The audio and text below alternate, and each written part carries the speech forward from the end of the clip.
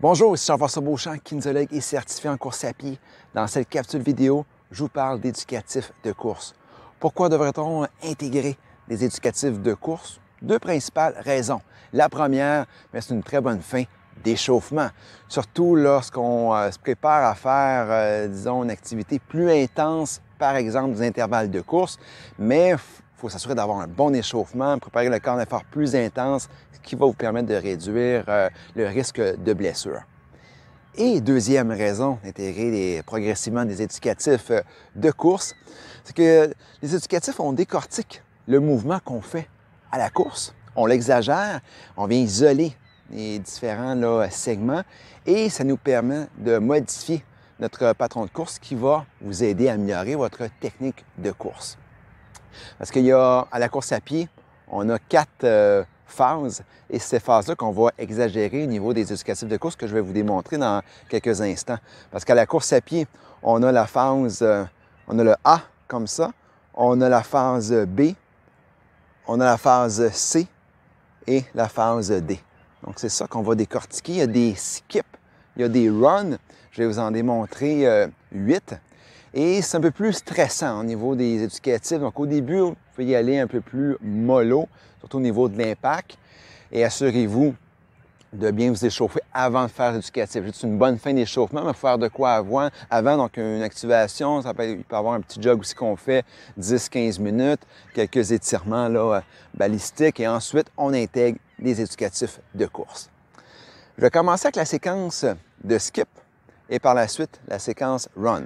C'est possible au début d'y aller, vous faites une seule séquence par exercice sur une distance d'environ 15 mètres, 20 mètres. Il peut y avoir une longueur d'éducatif. Le retour peut se faire en joguant ou en marchant.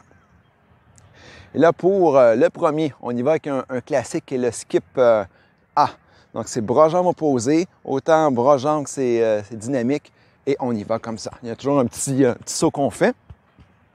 Ça, c'est notre skip A. Le B, qui est un peu moins naturel, c'est appelé le skip griffé. On va tirer le sol sous nous, OK? Même une petite extension au niveau du genou que je fais. J'implique le bras également et on y va. Hop, hop.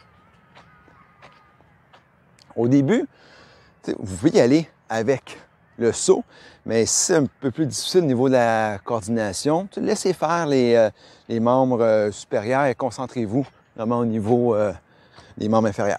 Okay? Maintenant, on y va avec le C. Le C, c'est que vous allez le focus au niveau de l'extension de la hanche, à sentir même au niveau fessier. Et de l'autre côté, on va lever la jambe. Donc, comme le A et le C en même temps. Ça peut vous aider aussi à compter dans votre tête. Donc, au troisième pas, vous faites votre extension de la hanche. Donc, on y va avec celui-là. Puis l'extension de la hanche, une légère flexion au niveau du genou.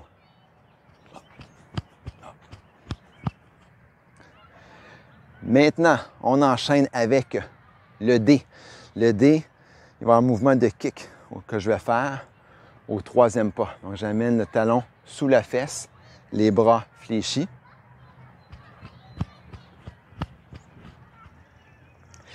Et là, j'arrive à la séquence de run. Donc, le run A qu'on appelle, on y va avec une séquence de genoux hauts, fréquence rapide.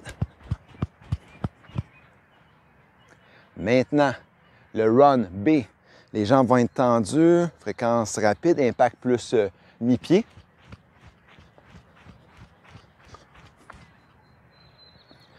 Maintenant, le C, de façon continue, comme des sauts en longueur qu'on va faire, des foulées bondissantes.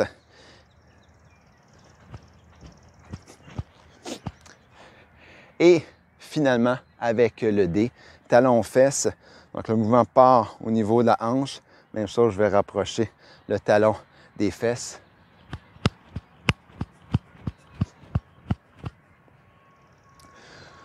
Donc, voilà pour quelques exemples d'éducatifs de course. Vous pouvez commencer avec 2 éducatifs, 3. Allez-y progressivement parce que c'est quand même stressant.